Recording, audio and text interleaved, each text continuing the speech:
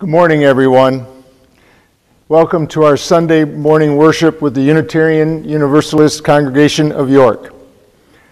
I am Mike Robinson, and I'll be helping to lead our service today. I have been a Unitarian Universalist for 37 years and formally joined UUCY, this congregation, last spring after moving from Baltimore. I moved from Baltimore with my wife, and UUCY for me is an important support for my ongoing efforts to learn about and remain tolerant of different perspectives on life, all the while remaining engaged in facilitating or supporting increased equity in all phases of human activity.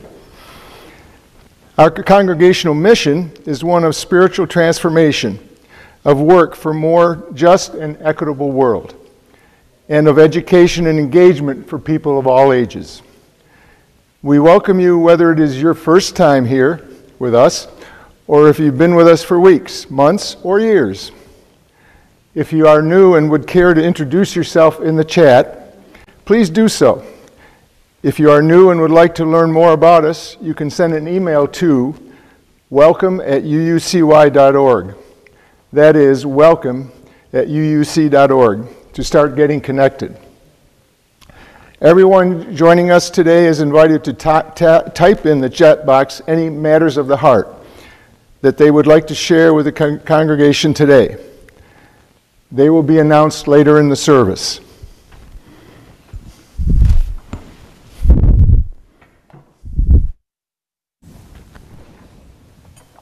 Good morning.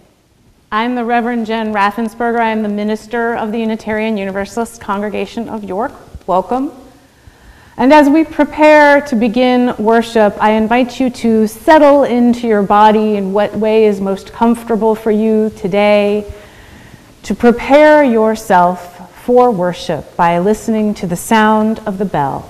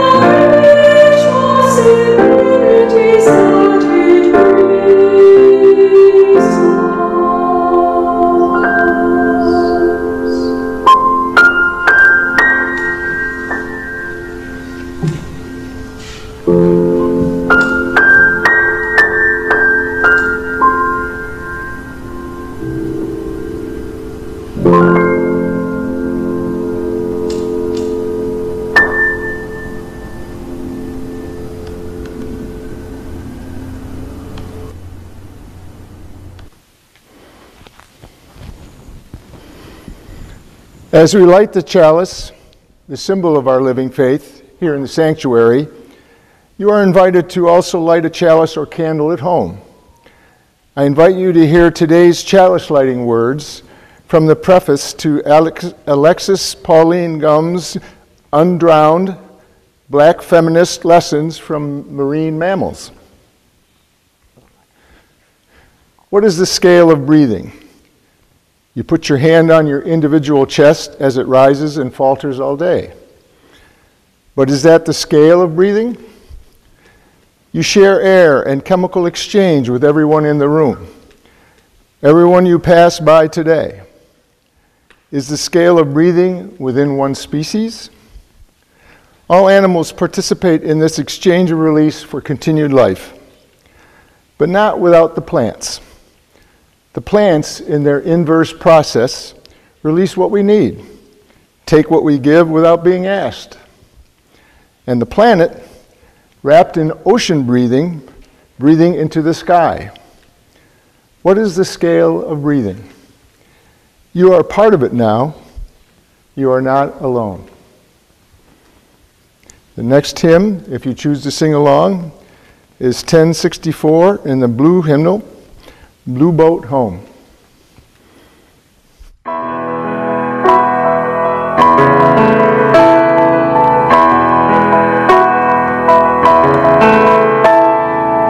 Though below me I feel no motion, standing on these mountains and plains, far away from the rolling ocean, still my dry land heart can say, I've been sailing all my life now, never harbor or port have I known.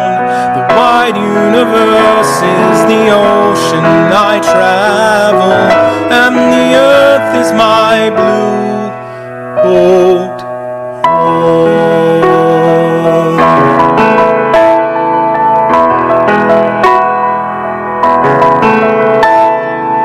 Sun, my sail, and moon, my rudder, as I ply the starry sea, leaning over the edge in wonder, casting questions into the deep, drifting here with my ship's companions, all we kindred pilgrim souls, making our way by the lights of the heavens in our beautiful blue boat home.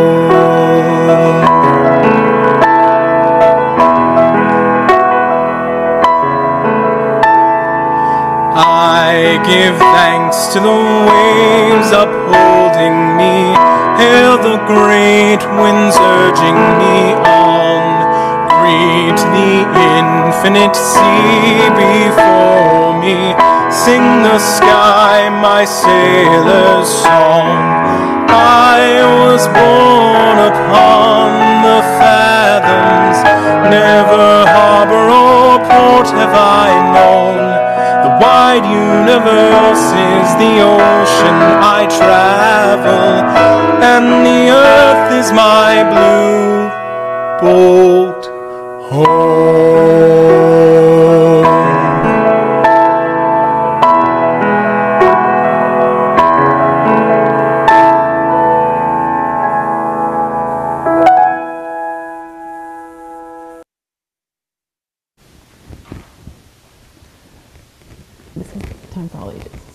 It's not the matters of the heart yet, don't worry. We're good. So today, Mr. Matt has off today, as does Gretchen. We have some beautiful recorded music. Thank you, tech team. Thank you, Mike. Thank you, Sue, everyone who's here. But Gretchen found some really cool stuff for us to have as part of our music today, including, for our Time for All Ages, this fun video that will introduce a little bit about Charles Darwin and natural selection to those of you who may be unfamiliar, and if you are familiar, it's still a really fun video. So please enjoy.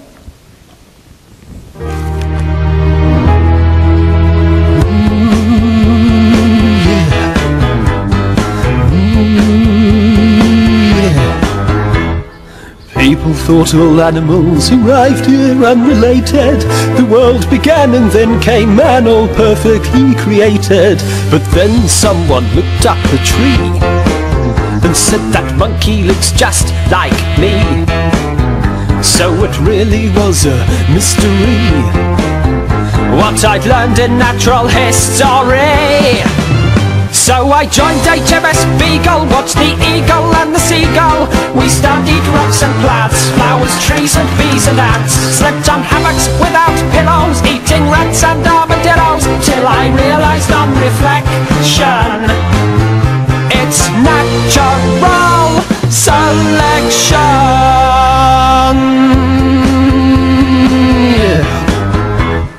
Natural selection means each animal evolved to blend with its surroundings. Changes were involved. So birds with different foods to seek seem to have developed different peaks, and over time they'd modified, so just the fittest of them all survived.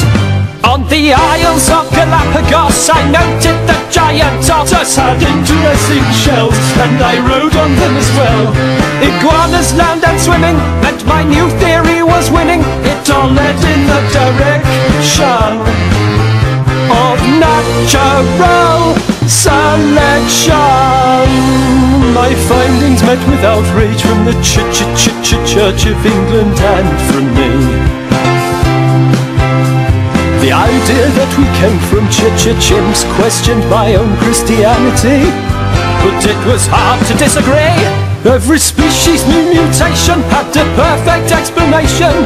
It seemed the world's inception must predate common perception, and in lack of adaptation is a fatal limitation. So each creature's imperfection over time gets a correction, meaning animal collections grow unique means of protection, and to fail nature's inspection means immediate projection, which all leads to the detection of natural selection. Natural selection.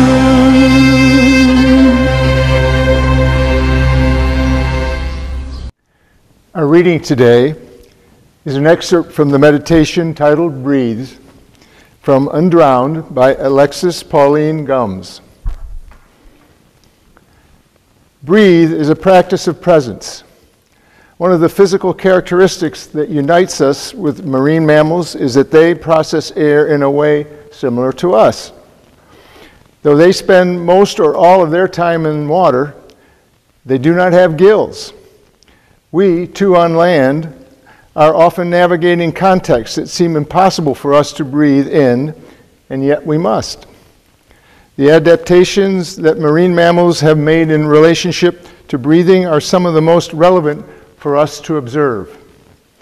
Not only in relationship to our own survival, in an atmosphere we have polluted on a planet where we are causing the ocean to rise, but also in relationship to our intentional living, our mindful relation to each other. There is more than one way to breathe in the Arctic, ask the narwhal, the beluga, and the bowhead whales. Beluga shapeshifts, evolved to look like ice itself, and congregates in the shallow estuaries, singing. Narwhal stays in deeper water, nearer to pack ice, grows a horn to break through, changes color over its life, needs no other teeth, just one. The bowhead says bigger is better and moves alone, strong enough to break ice with a bare skull, old enough to remember before all of this, never stops growing. And you? Maybe it's time to remember that there is more than one way to breathe in icy depths or summer heat. To thank your ancestors for how you have evolved in the presence of polar bears, harpoons, and other threats. To think on what you want to shift, how you want to grow, what you need to remember. And me? It was always you I loved, not your elegant strategies. I will love you still, if you now outgrow it. I will love you more whether time moves forward or backwards, whether ice melts or water freezes back, whether your next move is protection, breakthrough, shift, or any combination. There are at least 3 ways to love you. Or as you were, as you are, as you will be. I love you. That means I choose all 3. Now please listen to some special music entitled La Mer.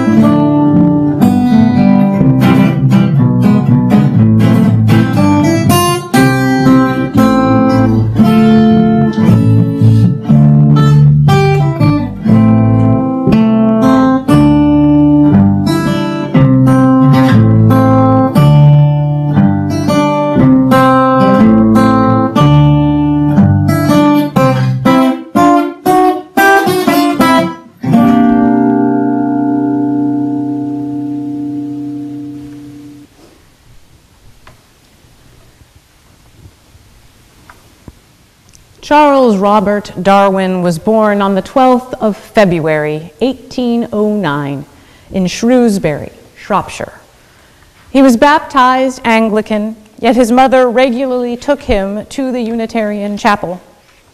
His family included freethinkers and abolitionists, and as Darwin's personal journey moved from a view of reality solidly based in the Christian scriptures to one of deep questioning, he wrote a book that changed the world, On the Origin of Species by Means of Natural Selection. Alexis Pauline Gumbs is self-described on her website as, quote, a queer black troublemaker and black feminist love evangelist and an aspirational cousin to all sentient beings. Her work in this lifetime is to facilitate infinite, unstoppable ancestral love in practice. Her poetic work in response to the needs of her cherished communities has held space for multitudes in mourning and movement. End quote. She co-creates accountable communities of growth and learning and engages mind, heart, and spirit grounded in the truths of this world. Her book, Undrowned, Black Feminist Lessons from Marine Mammals, from which we have heard the chalice lighting and Mike's wonderful reading today, is a series of meditations based on the increasingly relevant lessons of marine mammals in a world with rising ocean levels. It's highly likely that Alexis Pauline Gumbs' career arc would have been impossible in a world without Charles Robert Darwin. It is highly likely that Charles Robert Darwin would recognize the poetry of Alexis Pauline Gumbs' words as kin to his own, though world and time, race and perception would stand them far apart to a casual observer. In recent years, the 12th of February has been celebrated as International Darwin Day, an annual opportunity to celebrate the principles that guided his life: perpetual curiosity, scientific thinking, and hunger for truth. Our own Unitarian Universalist principles align with these principles very well. Particularly relevant to the celebration of Darwin Day are the fourth principle: we covenant to affirm and promote a free and responsible search for truth and meaning, as well as the seventh principle: we covenant to affirm and promote respect for the interdependent web of all existence of which we are a part.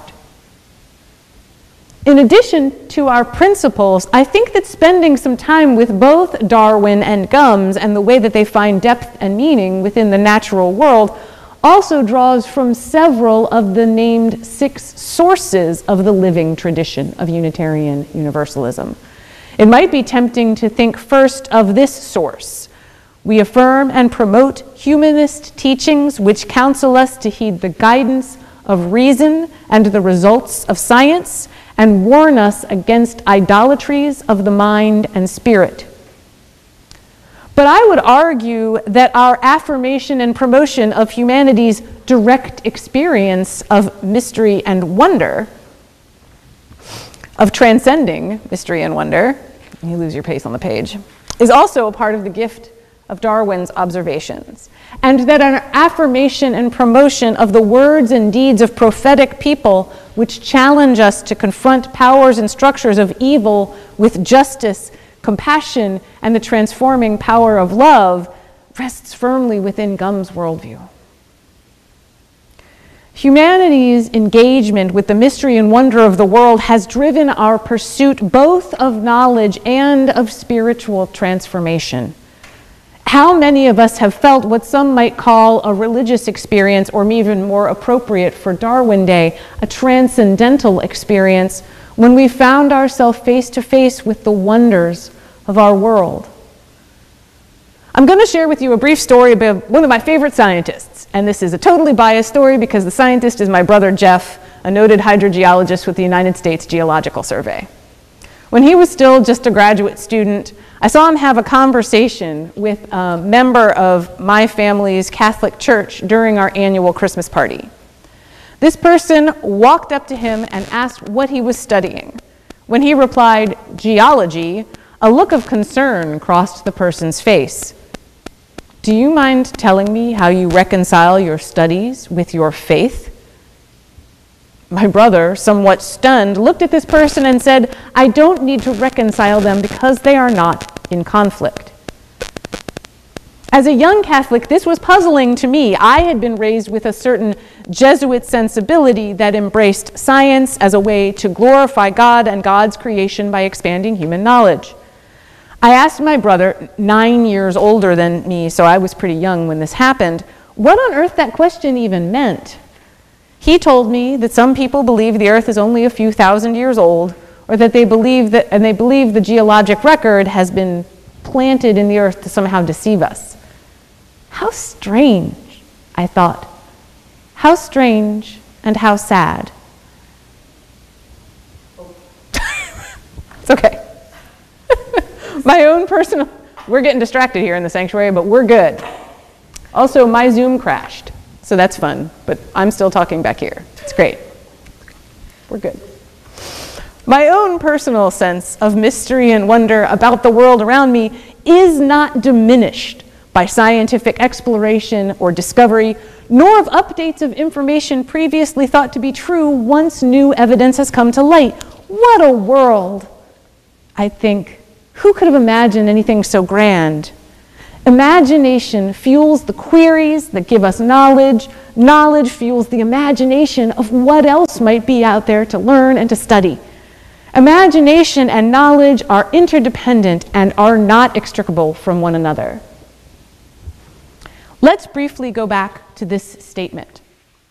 Humanity's engagement with the mystery and wonder of the world has driven our pursuit both of knowledge and of spiritual transformation.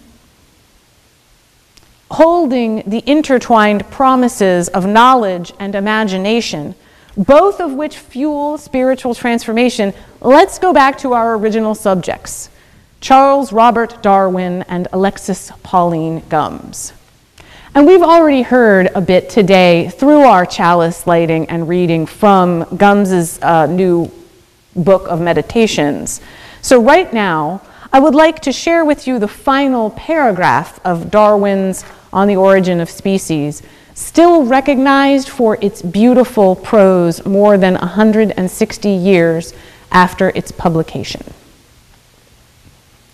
From the war of nature, from famine and death, the most exalted object which we are capable of conceiving, the production of the higher animals, directly follows. There is grandeur in this view of life, and whilst this planet has gone cycling on according to the fixed law of gravity, from so simple a beginning, endless forms, most beautiful and most wonderful, have been and are being evolved. Endless forms, most beautiful and most wonderful. What a phrase, full of knowledge and imagination, full of the wonder of what is and the mystery of what is to come. More than being beautiful prose, of course, Darwin's work truly did change the world. Of the many who took note of the revolutionary potential of On the Origin of Species by means of natural selection, a number were staunch abolitionists in the United States, supporters, in fact, of John Brown's raid of 1859, which occurred 1 month before Darwin's book was published. Darwin sent a copy to Dr. Asa Gray, a professor of botany at Harvard, and a faithful Episcopalian who felt challenged by the interrelation of beings and yet uplifted by the way Darwin brought the world to life. For the very pathways proposed by Darwin for humans took the sails out of the wind out of the sails of the false and harmful notions of the superiority of any one set of humans over any other set. Dr. Gray shared the book with his wife's cousin, who shared it with a number of other abolitionists who supported John Brown's raid, one of whom sent a letter about Darwin to noted Unitarian minister and abolitionist Theodore Parker. We can never measure the changes fully set in motion by any one single activity.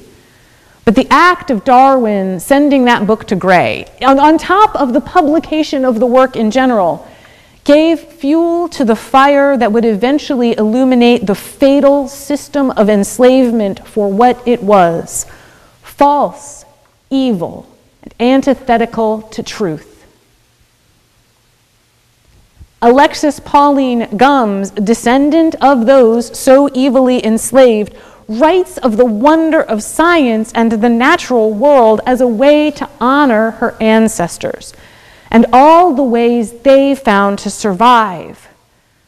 Just as so many species of marine mammals find ways to survive, even as so many species of every type are struggling to find those ways in an era touched by a new evil: the relentless overconsumption of natural resources and the lie of human ownership of any being, any resource, any land or sea or sky. To honor Darwin Day is to honor those values we have named: perpetual curiosity, scientific thinking, and hunger for truth. When a search for truth is free and responsible, when we bring the power of our knowledge and the spark of our imagination, we may see a way to a more just world, a world that remains free to creatures of endless forms, most beautiful and most wonderful, the ones that were, the ones that are, and the ones that will be. So may it be. We have another beautiful selection of music found for us by Gretchen, our music director. Please enjoy Kingdom Come.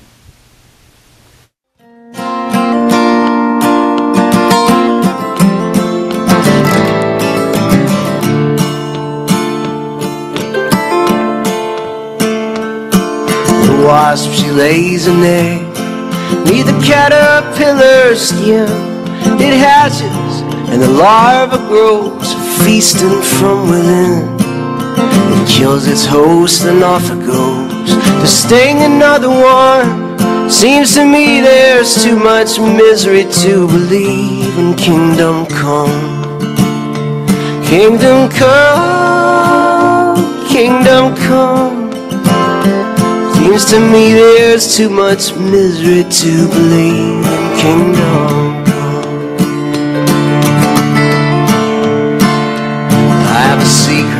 Guaranteed to make the theologian squirm.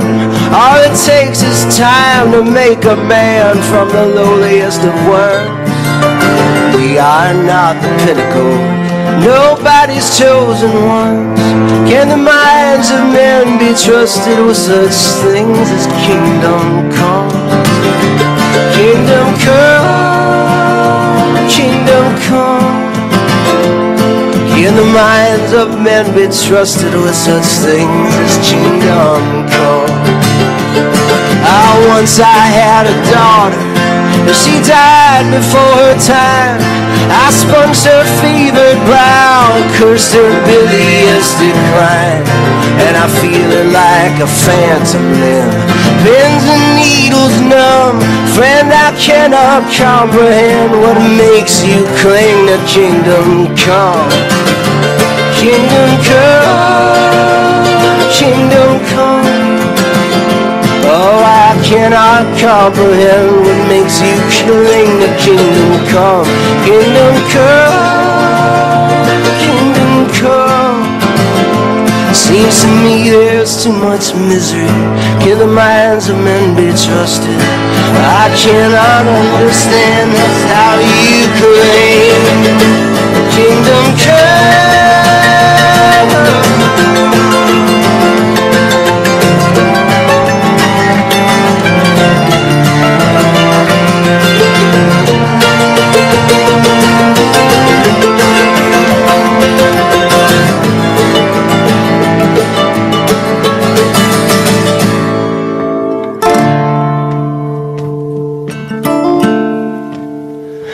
I've known communion and conviction and the loneliness of doubt. Does the master mark the sparrows fall, or just let it all play out?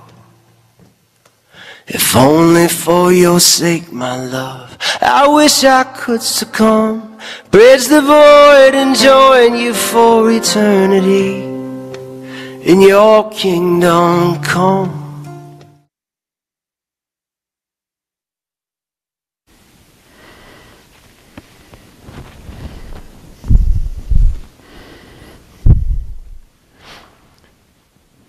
At this time in our service each week, we invite you into generosity. This congregation relies on the time, the talent, and the treasure of its members and friends in order to maintain our community, to grow our capacity, and to thrive, both now and in the years to come. It is a practice of this congregation to share each week's offering with an organization serving our community that upholds our values.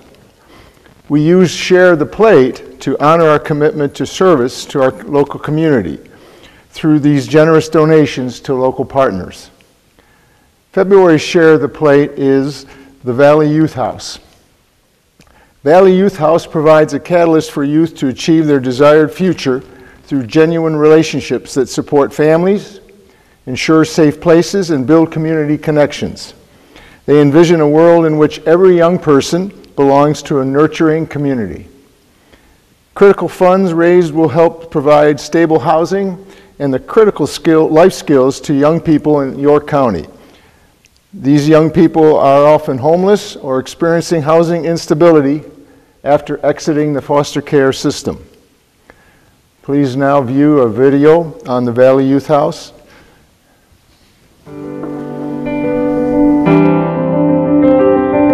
Valley Youth House is all about being a catalyst of change in the lives of youth and their families. In the darkest days that children might experience or families might experience, where they're not really sure where to go or how to get out of a situation, Valley Youth House is there, be it in schools, be it in homes, be it in their shelters, or in the homeless, be it in the streets.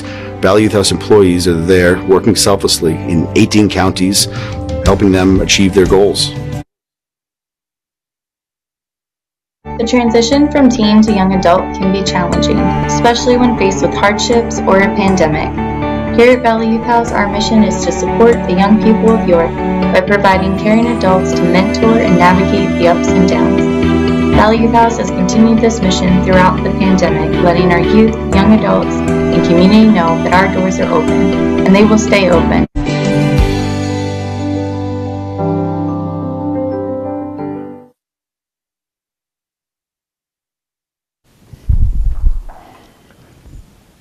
Please join us in extinguishing our chalice and your home chalices, if you have lit them with these words. Read along with me. We extinguish this flame, but not the light of truth, the warmth of community, or the fire of commitment. These we carry in our hearts until we are together again.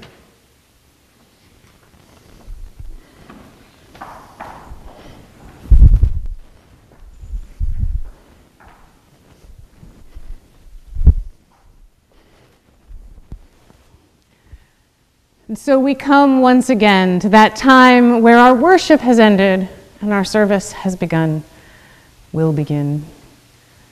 Thank you to everyone who was here and a part of this. Take comfort in the natural world, in our stories of our elephant herd, our community of nurturing, and the messages that we have shared this week. Carry them in your heart. As you know, they are carried within the members of this community's hearts. We go forth in love. So may it be.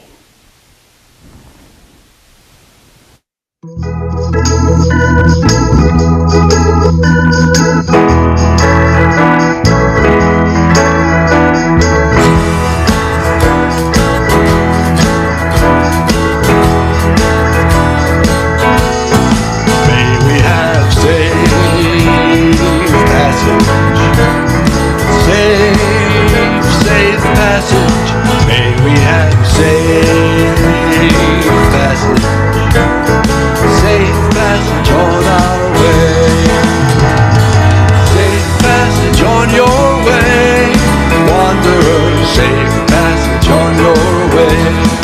Searcher, safe passage on your way.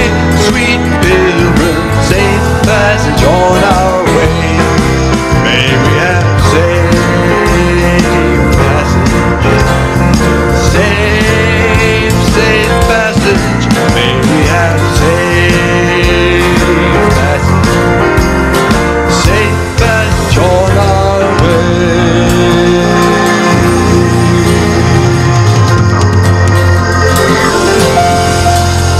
Shalom and assalamu alaikum.